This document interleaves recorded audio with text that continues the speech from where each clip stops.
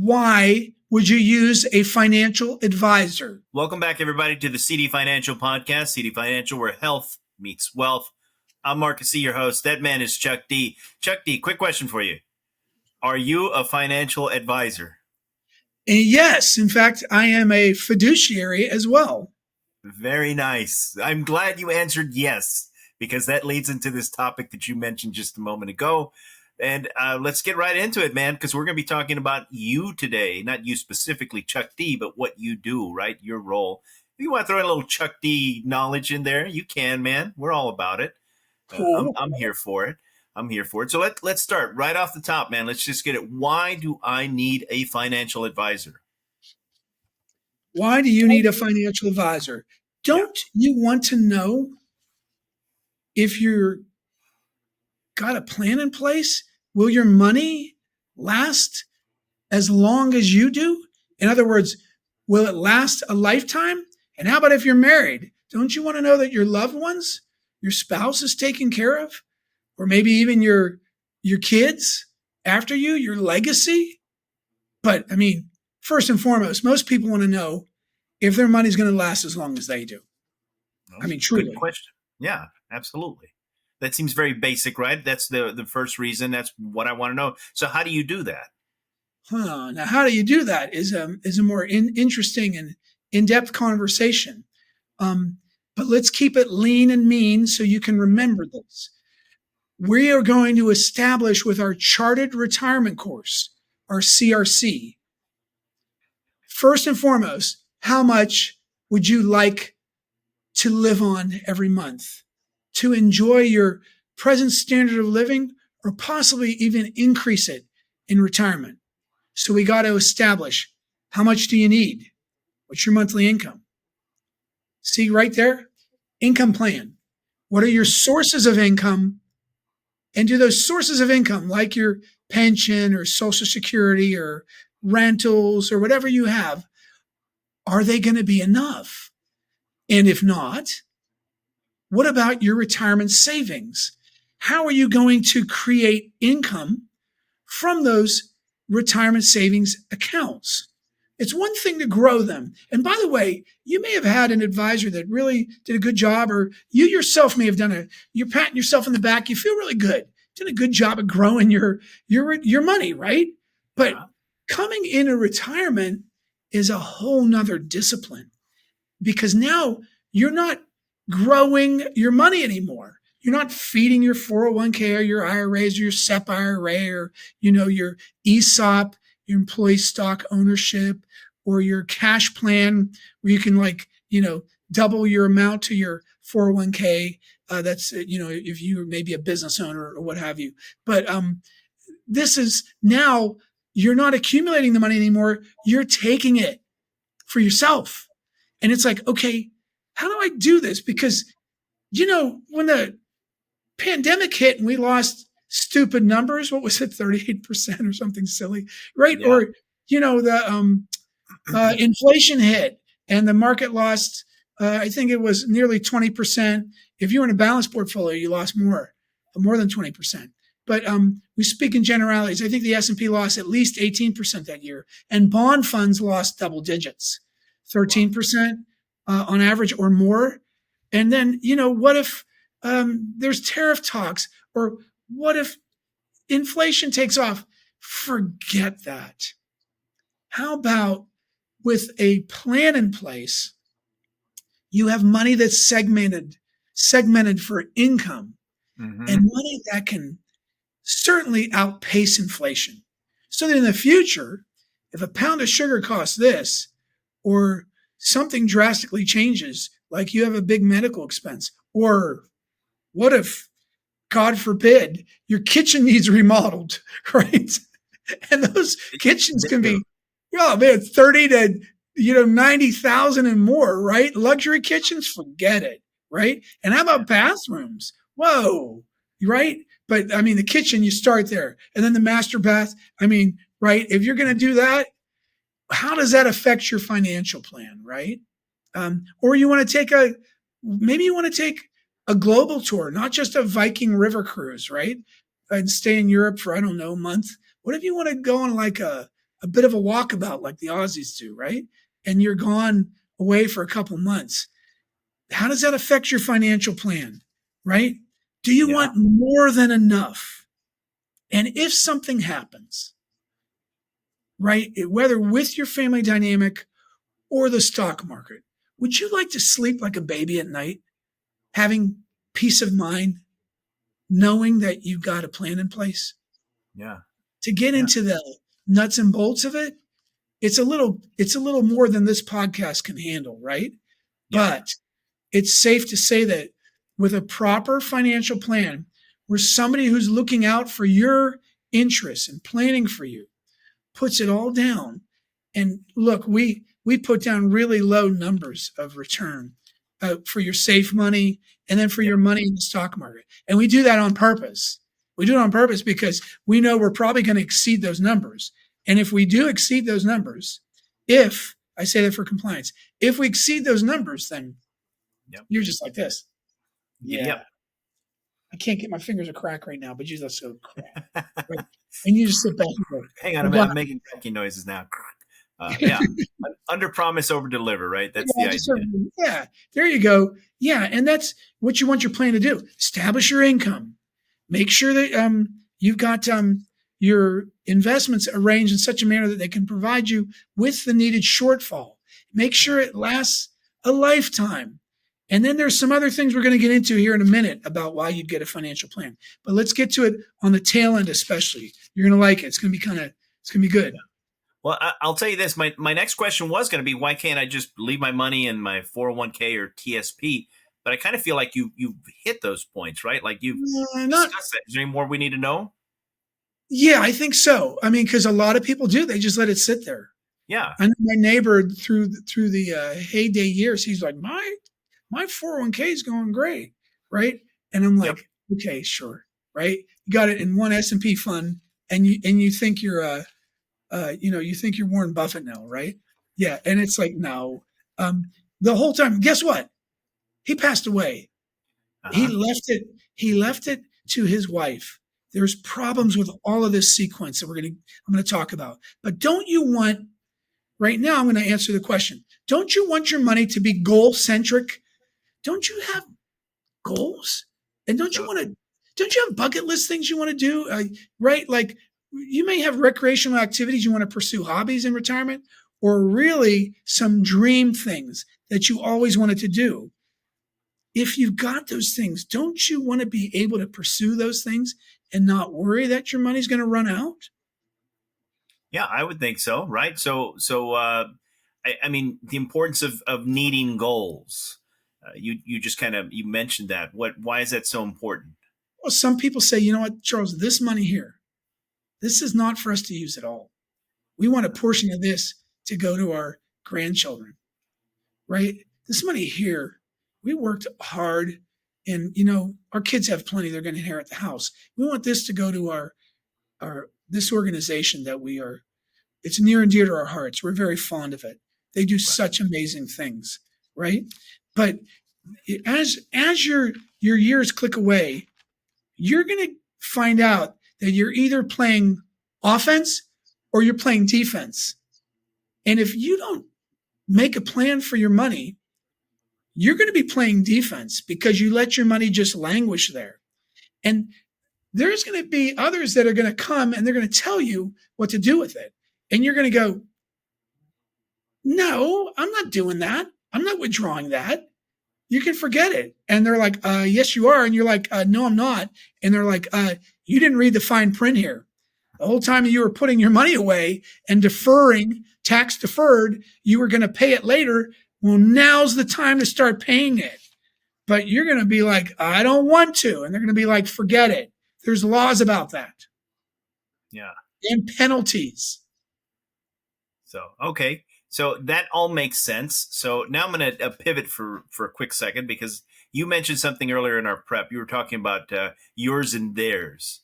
So I want you to explain the difference between yours and theirs. What do you mean by yours and theirs? Okay, so yours is what you thought was your money, right? Uh-huh. Let's say you got $1 million in your retirement account. Well, you thought that was your money, but when you withdraw your money, You find out that they're right there with their hand wide open, expecting to get paid. And they're going to get paid. And you're in a 22, 24, 32% tax bracket, and you got to give that money up. If you got $1 million and you try to yank that money out all at once, oh my, oh Yeah. my. You're gonna disgorge, depending on the state you're in too, you may disgorge 50% of that money.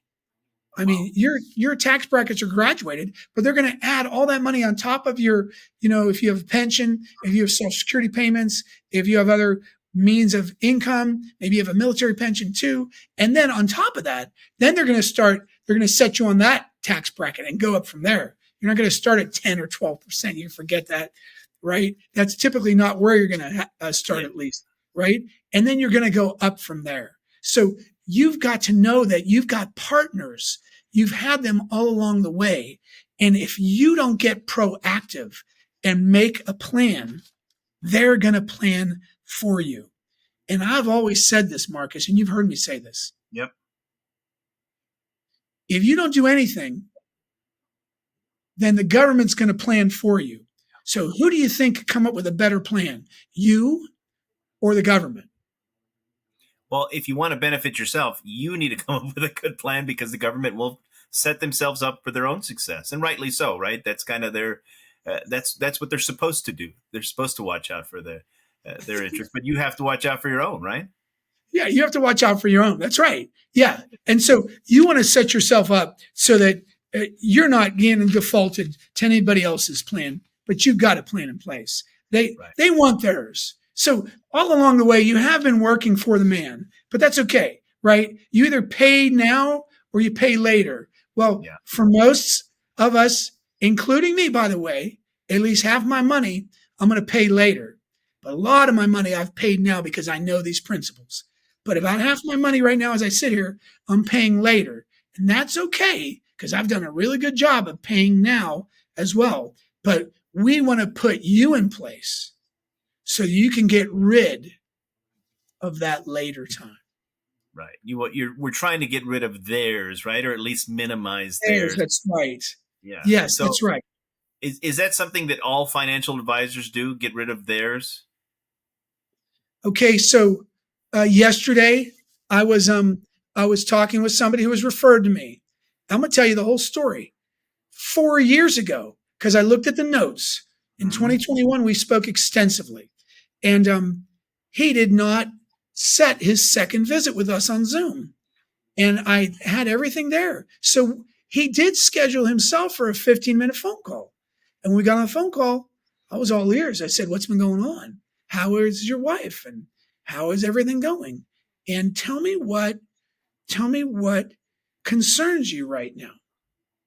And the first thing out of his mouth was, I've been watching your videos, Charles, and you talk a lot about taxes and eliminating them. And that's a real concern of mine. And he had other concerns too, but that was the main push. And I said, what has your financial advisor done? Because I asked what happened. He says, I went with somebody else that my friends were all going to, even though, my friend from childhood told me to talk to you. And then I said, what has your plan done and your advisor to eliminate or remove taxes from your retirement savings accounts? He was with a big company. He wasn't a federal employee, but his friend that referred him was. And and he had $1 million, and then he had a lot more, but we won't get into that. But let's say it was $1 million account, and I said, what have you done to eliminate that money now from your IRAs? Because it used to be your 401k and your 457. And he said, I said, what have you done, or what has the plan done and your advisor to eliminate taxes from your retirement savings in the last 4 years? And his answer was, nothing. Nothing. Yep. And I go, tell me more about that. And he says, I think I've lost a lot of time here. And I think that I could have been doing something else. Yeah. And I said, you're right. I go, and since you've already told me that you've been watching those videos, you already know that you could have been doing something else. This is the biggest benefit that I perceive. You see right over my left shoulder, it says there, if you can read that, it says tax plan. Tax plan. We're not accountants here, folks, and I'm not a CPA. Most often, accountants are recording what happened the previous year. They'll say, look, and Marcus, you've done tax returns and you still do. So, and Marcus, by the way, is not a CPA, but he can help file returns. And most of the time it's, well, how much money did you make last year? Okay. And what deductions did you have last year? Right. Yep. And okay. And how much withdrawals did you take from your retirement accounts? And so they're collecting data and they're recording history. They're not creating a tax reduction plan. This plan is forecasting for the next decade, 2 decades, maybe 3 decades, where we want to get rid of taxes out of your retirement savings once and for all. So remember yours and theirs. You get rid of Uncle Sam, you get rid of your state government, and you're done. Yeah. How many? Oh, go ahead, Marcus. No, I was going to share a quick story with you because I think it highlights the importance of getting a financial advisor, right, on your side, someone who does this. Your other story made me think of this. So I have a friend.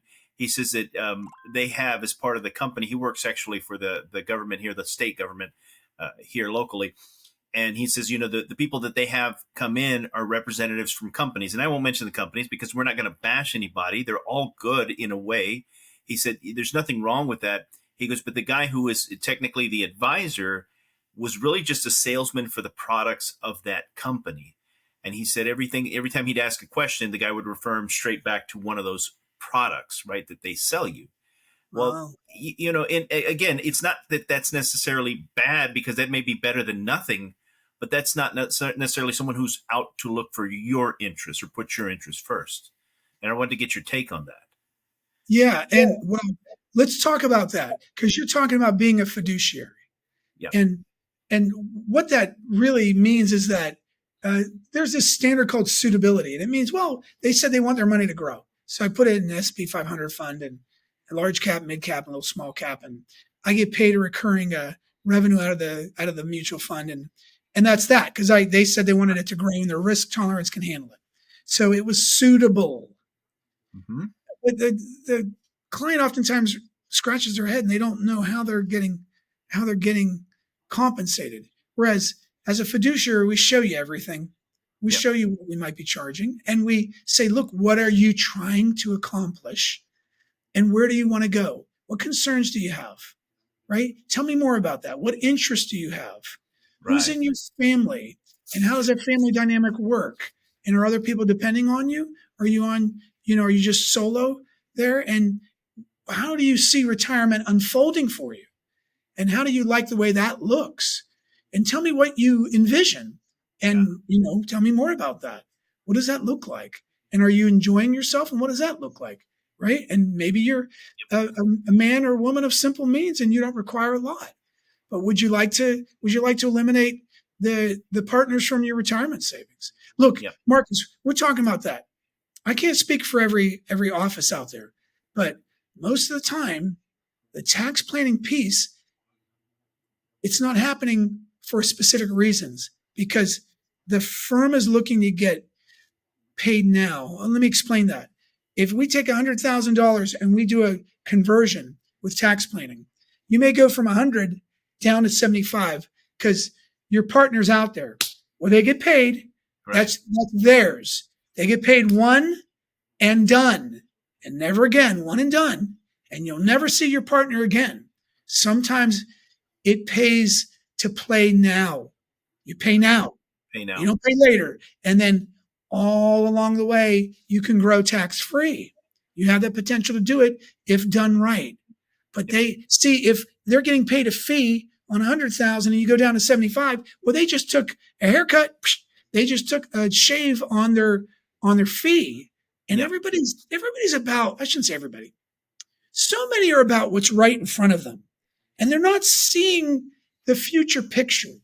And I think as appropriate fiduciary, somebody who's looking out for your best interests, we want to look down the road and see your family's future. Because Yep. I've never entered into this with any of our families for right now, one and done. It's to form relationships, and these are lasting, binding relationships. So, I mean, yeah, don't you want that? Don't you Yeah. want to work with somebody who gets you and your family, and over the years you grow to know each other intimately? You don't just like each other; you start to form bonds. I hate throwing around the word love, but there is a level of It's a love. concern and love. There is a level of love. Yeah, I'm thinking to some of my families, they really, there's a level of love that's there. And when they're trusting me with the plan when they're gone, right? And they sit Right. side by side with their wife and they say, what's going to happen when I'm gone? And it's like, that's a lot, right? It's a big responsibility. And none of us take it lightly. And believe Yeah. me, my whole team will tell you, oh no, he doesn't take it lightly. He says, hey, we've got widows here.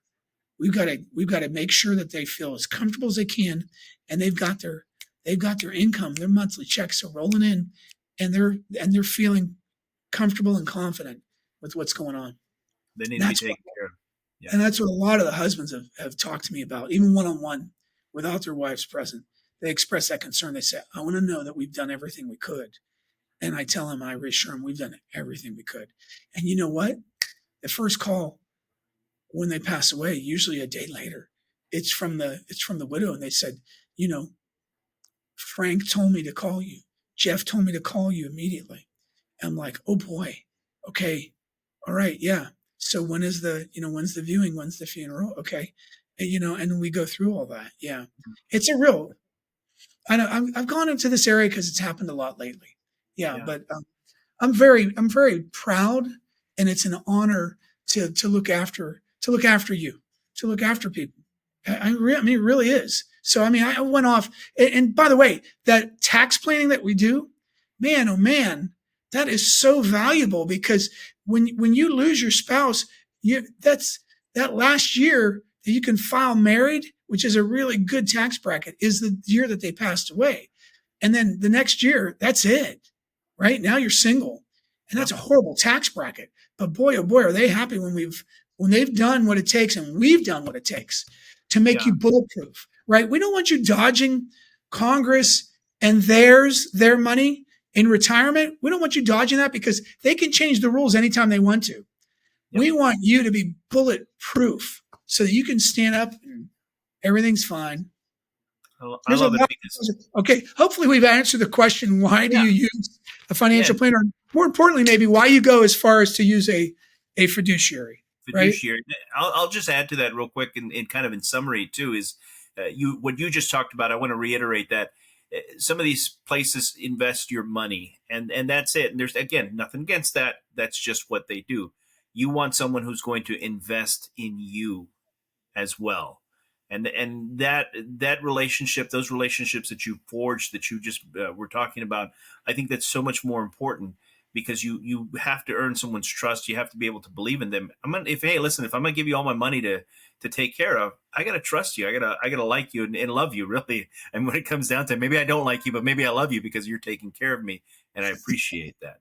So I think that kind of highlights the importance of why you'd want someone on your side in that regard. There you go. And that's why we do where health meets wealth too, because we Yeah, care about that, right? Yeah, we absolutely. care about your health. Yeah. So Marcus, Yes. tell us about something we can do for our health. Health Well, I tip. haven't made it on him, folks. I used to be the guy with health tips, but I got a lot of my mind, and Marcus has got some good health tips these days. Yeah, if it helps, I follow a lot of fitness influencers. I read a lot about it. I practice almost everything we talk about here too. If anybody ever wonders, is he just spewing stuff or does he really believe that? We put in practice almost every single thing that we talk about here. I will tell you one thing because what I notice sometimes we all get discouraged. We all have ups and downs, and I think we minimize small beginnings. And that's what I wanted. That's my health tip today: is I like don't underappreciate those small beginnings. And I'll give you an example. I can't make it to the gym today. I had plans for an hour workout. I can't make it today. Therefore, I'm not doing nothing. Well, don't do that. Instead of that, say, hey, do I have 10, 15 minutes to go for a walk? Can I fit that in? can I go at my lunch hour? Maybe I go for a 30-minute walk and then have my lunch at my desk before I continue on with my workday. The point is, all these small steps, these small little habits, they start to add up and they build up to bigger things. And they all contribute to your health. I don't think you'd lack appreciation for someone who just deposited $100 in an IRA, right, or 401k or whatever it is that they're using, because ultimately it'll add up and it means something. And the same thing with your health, folks. If you can't fit an hour worth of workout, that's okay. Fit in 30 minutes. Can't do 30 minutes? Fit in 10. Do those small steps. The small steps will add up quicker than you think. I love that. I make myself some mornings, I'm like, I'm so busy. And I'm like, you're going for your walk. Yeah. I'm telling myself. And I go for my walk. And sometimes I might curtail it a little bit short, but I go for it. Today it was lovely. I saw our boy Tony B. Oh, Right? nice. He was on the other end of the beach, and I hit the beach and I walked and I wore my swim trunks because he wanted to go take a plunge. And when we got out, I said, we were in the waves. And right? There was some nice swell too. And I turned my back and I'm like, hey, Tony. And when I come back out after about like 7 minutes, 10 minutes, I said, Tony, I got to go. I got to go to work. And he goes, well, as we were exiting the water, he goes, thanks so much, man. I really needed this. And he wasn't going to do it unless I called him. I called him and I said, okay, I'm on the other end. I'm going to be over there in like 10 minutes. Yeah. And I walked to him. It was a blast. And you know what? I guarantee you, short time in the ocean, short time walk, whatever it is, he felt better. You felt better. I mean, you just. Yeah. I know he did. He said, I really needed this. I'm like, great. I'm glad we did it. Yeah. Those small things make a difference. Small things Absolutely. make a difference. Yeah. Okay, we're here for you, folks. Don't you forget it. Absolutely. Thank you, everybody, for tuning in. Yeah. We appreciate your time, as always, being here with us on the CD Financial Podcast, CD Financial, where health meets wealth. I'm Marcus C. That man's Chuck D. Good health to you all.